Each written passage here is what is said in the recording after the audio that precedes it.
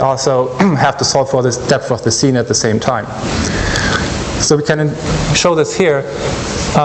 In case we have now multiple cameras, for example, so we see the world, observe the world from multiple view positions at the same time, then we're actually able to do similar to in the case of rotation before, that we cannot just match like rays which pass through the same scene point in the world, but actually we can match sets of light rays. As we, in the case of rotation, we match pixels to pixels.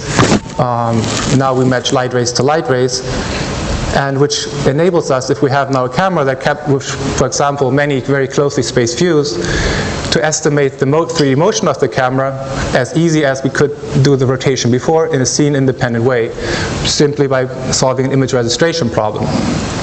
And similar in the case of rotation, if we have the small motion assumption, we can use the Taylor series development of the brightness structure, which leads to a very simple linear equation for the motion. So the conclusion is that depending on which subset of light rays that we capture, the motion estimation problem can become very easy or becomes very hard.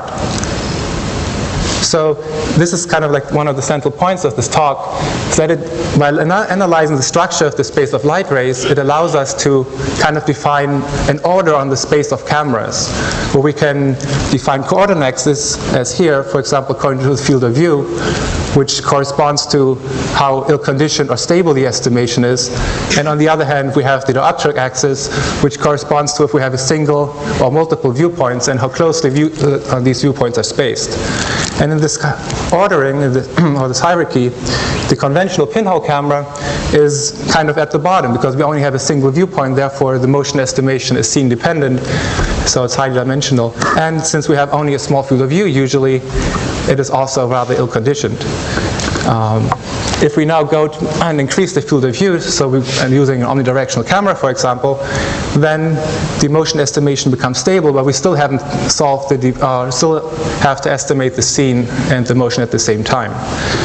If we're able to look at the world from multiple viewpoints, like putting lens slits, for example, on a chip, we suddenly are able to estimate the motion directly based on the image measurements.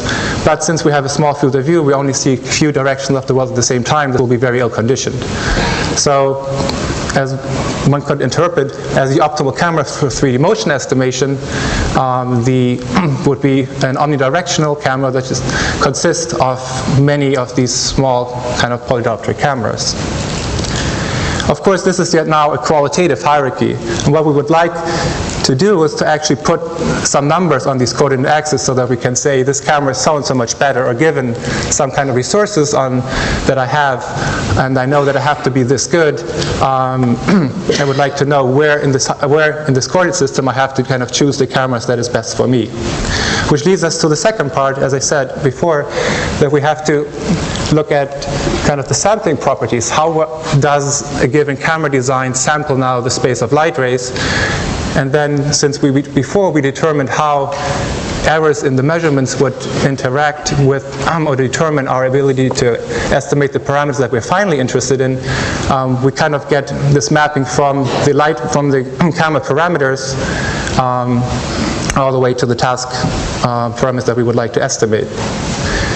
So here's an example where we built a camera consisting of many conventional perspective cameras arranged in a regular grid.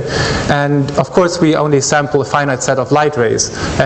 But maybe at the time before, we have captured this red light ray. And now, since we want to solve an image registration problem, we have to find out how well does the new set of light rays correspond to this previous one. So we have to find a measure for the interpolation error when we have to approximate this ray based on our other measurements.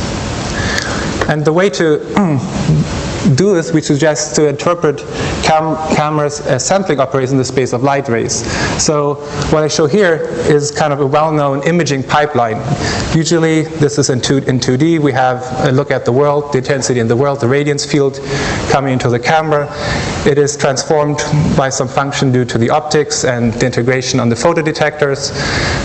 These are sampled on some sampling grid, which is given by this matrix A with like a sampling lattice. And Then, of course, we always have noise in our acquisition process. And then, depending on if we want to apply some pre-filters to account for the denoising or some other representation, we finally can project it into some image space, which is represented by these functions.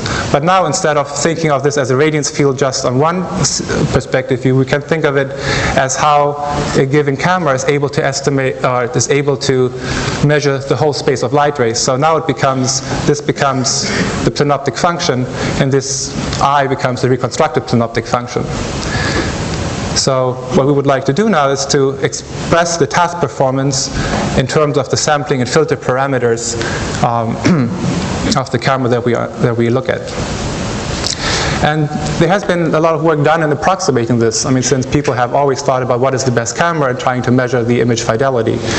And this expression down here is from a recent paper in functional approximation theory, which basically expresses the fact that the average error between the true light field and the reconstruction that we have can be computed by integrating the power spectrum of the light field, that is the power in the frequency, magnitude of the frequency spectrum, by integrating it against an error kernel which depends on the camera geometry as well as the camera properties, which then will result in a kind of average expected error, depending on how we choose our camera.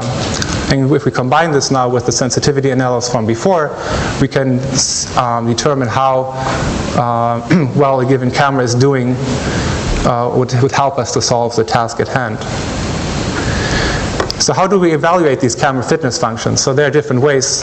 For once, we can capture light fields to estimate the performance in a